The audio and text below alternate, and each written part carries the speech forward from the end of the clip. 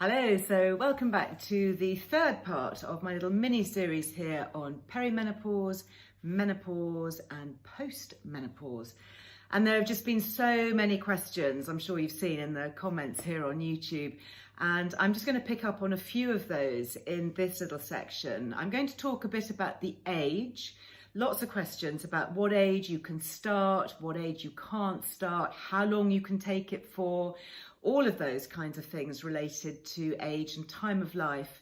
I'm also going to talk a little bit about some of the potentially more natural alternatives to HRT. I'm going to discuss that, take a look at some herbs and some other things, and also just basically bust a few more myths. So I hope you're sitting comfortably. So this all really came about because I wrote this book, The Good Menopause Guide, a few years ago. And in doing that, I completely revised a lot of my kind of prejudices and really combated the fear and the scaremongering and the misinformation that has just pervaded all levels of society right around the globe. Actually, I know that I've got many viewers tuning in from all over the world, and it seems to be the same story. And a lot of this has really stemmed from the flawed and the misinterpreted study that was released back in, I think it was 2012, the Women's Health Initiative. And many of the authors of that actually have since publicly apologized for the misinformation.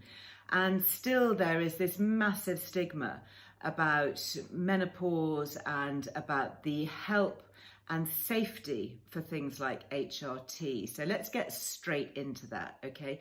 HRT, what is it? It stands for hormone replacement therapy. That's all it is. In my view, it's not even a medicine, it's not a drug. It's naturally replacing our own body's hormones. We're not taking anything artificial. It's not putting something different into our bodies. Now, the older forms of HRT, they were a bit different. You know, they're not body identical. They don't match, individually the same as our own naturally occurring hormones, but they do work really well. So in the old days, for example, we used to get a medication called Premarin. It's still available, actually. It's still used in some places. And that's a tablet form of HRT. And Premarin stands for pregnant mare's urine. Yeah, it does. And they kept horses pregnant to have the estrogen in their wee that they could then turn into tablets. It's natural, it is very effective, but obviously there's been quite a lot of opposition to that. And so these days, modern forms of HRT do not come anywhere near a horse. They are actually derived from the wild yam plant, so they're botanically based. And all gels, patches, sprays, any of the so-called transdermal HRT, i.e. stuff that goes through the skin, is always derived from wild yams, and it is body identical. It's regulated, it's safe, it exactly matches the estrogen that's in our body. So our body doesn't know that it's anything different from what it's made from itself, which is why, in my view, it's not really a medicine or a medication or a synthetic drug compound, because it's something that's naturally occurring in our bodies. So when we talk about hormone replacement therapy, we are replacing our own body's hormones. Okay, these are hormones that we have anyway, but we know that as we get older, we lose them. So estrogen is the main one that we get, obviously, from the wild yams. We can also get a natural form of progesterone, also from the wild yam plant, and this is a micronized, body identical, regulated progesterone, same as our bodies, and that has been viewed as being extremely safe. The cancer risk and the cancer connection comes not from the estrogen, it comes from the progestogens. And these are synthetic forms of progesterone, so they're not body identical, don't come from wild yams. They are considered safe, but not as safe as the natural form from the wild yam plant. So if you want the micronized natural form of progesterone, you need to be looking at Utrogestan, which is a little capsule that comes, it's regulated, it's on the NHS, it's body identical. You please don't go and pay a fortune for compounded so-called bioidenticals, where you get some unidentified compound, you've no idea what's in it, and it's not regulated. And there have been no safety trials to show, for example, that the progesterone component of compounded hormones is sufficient to protect against things like uterine cancer. Anyway, I'll leave that perhaps for another day. So getting back onto talking about age, there is no age limit. So you need replacement hormones when you have a lack of hormones that need replacing. It's like saying, so what's the threshold for having insulin as a diabetic? Well, you have insulin when you need your insulin replacing, which is a hormone. Or at what age do I need thyroxine? Because I have an issue with my thyroid. And again, it's not age dependent. As we've seen, you can have early onset menopause in your 20s, 30s, 40s. And if you need estrogen because you're lacking it, that's when you need to take it. Similarly, the cutoff for stopping it is not finite. Now, it used to be in the NICE guidelines for menopause, it used to be the lowest dose for the shortest time. That's what GPs were told for prescribing. That changed when the guidelines were updated, and that is no longer the case.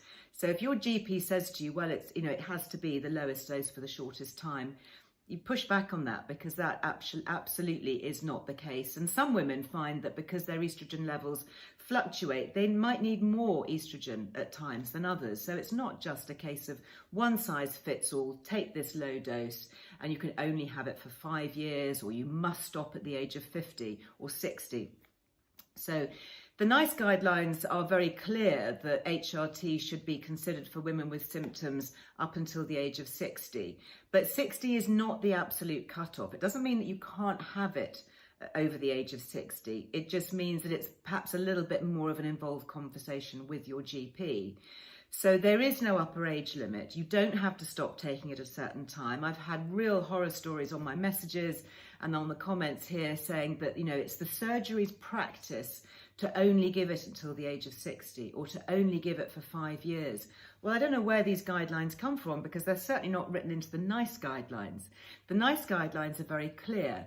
Women can take HRT for as long as the benefits outweigh the risks. And as we've seen, the risks are very small and the health benefits are very great. And in fact, we're seeing day by day increasing studies showing the benefits of replacing hormones. To my mind, it's obvious. If we need hormones, surely we're going to see the benefits of replacing them as we lose them. So at the moment, we know, for example, that HRT cuts our risk of coronary heart disease by 50%, 50. And coronary heart disease is the biggest killer of women. So that is a massive health benefit. If it was just that alone would be enough, I think, to convince most women. But of course, it's relieving symptoms at the same time. It's also strengthening our bones. There's a strong connection with osteoporosis and replacing the estrogen that we lose from our bones. There are increasing links with things like Alzheimer's and brain protection. And we're even looking at now studies showing that women on HRT are better protected against COVID if they're in intensive care. So lots of reasons why the health benefits continue to outweigh the risks. So if you look at the NICE guidelines in terms of when do you have to stop taking HRT, the answer is never, because you can take it for as long as the benefits outweigh the risks. Personally, I shall take it until my dying day. You'll have to prize it out of my hand. And I know that there are many, many women who feel the same. And in fact, I remember doing a podcast with Dr. Louise Newson, whose oldest patient, I think, on HRT is 96. And she says, you will have to prize it out of my hand before I stop taking it. So that is, I hope, a really simple explanation as to why there is no fixed cutoff. And if you do get pushback from your doctor, you do really need to question it. And one of the simplest ways to do this is you can either ask to see a different doctor within the surgery. You might feel uncomfortable about that. So one of the easiest ways is just to say, I hear what you're saying and I'd like the opportunity to review this. Could you please put your decision to me in writing? Because when a GP has to put something in writing, it really focuses the mind, and they need to be sure that they're acting within the correct guidelines and can't be challenged either legally or otherwise. So if a GP is making that decision, then I think that's a really interesting point and something that you could go back to just in the nicest way. So I'm very quickly going to talk about some of the other more natural alternatives? Well, as I've explained, HRT is natural. It is natural. It's replacing body identical, naturally identical hormones that come from plants with hormones that we're lacking in our body. So I don't really understand when women say, oh, I can't take it because it's not natural. What bit of it isn't natural? It comes from a natural plant. It's body identical. Our bodies see it as a natural hormone, and it's replacing something that we already have. So for women who say, I'd rather take herbs because they're natural, well, I don't have herbs in my body. Herbs contain all sorts of phytochemicals and interesting compounds, and they're botanical, but they're not human. So I'm made of hormones, I'm not made of herbs. So I would counter argue, well, by all means, if you want to take the herbal route, I have no problem with that. Obviously, it's your body, your choice. But please don't say it's more natural than replacing with natural hormones, because that surely has to be the more natural approach. So what are the herbs that can help? Well, Agnus castus is one that can help with mood swings, for example, stress, anxiety. It may help. It may not. Could be worth trying. There are others that we could look at, things like black cohosh and red clover. These have got some data around them to show that they can be effective for relieving some symptoms, particularly in terms of the hot flushes. So they can be useful there. But what they're not doing is replacing estrogen. So yes, they can relieve some symptoms, but they're not topping up estrogen. Only estrogen will replace estrogen. So yes, by all means, if you want to try them for relieving some symptoms, but bear in mind that you won't get the health benefits of things like helping to prevent osteoporosis by replacing your estrogen, or cutting coronary heart disease, or even cutting colon cancer. People always talk about the perceived cancer risk of HRT, but actually having HRT reduces our risk of colon cancer by 30%. So it's a really interesting discussion, and I will come back actually to talk about cancer risk, because it is such a big question and there's so much misinformation out there. So that's it really for now. My message is you can take it forever. It is natural, it is health protective, and it is safe. I hope that is helpful. Do drop comments below. I'm going to come back. Obviously, I've got 2 more episodes in this series. I will be filming them. I do read the comments and I will pick up on some of the questions.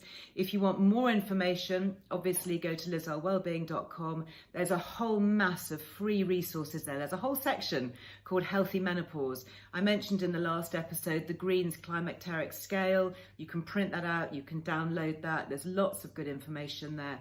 You can also download my e-guide. It's called The Truth About HRT. Please download it, because if you really want to know about HRT and the facts and the figures and the safety and the statistics and the different kinds and how to take all of that, you will find it there. There's also great resources on the Menopause Doctor website. That's menopausedoctor.co.uk. And what I really like about her website is she is a proper medical specialist, a practicing GP who's specialised in menopause for many years. And she puts on her website lots of resources for doctors.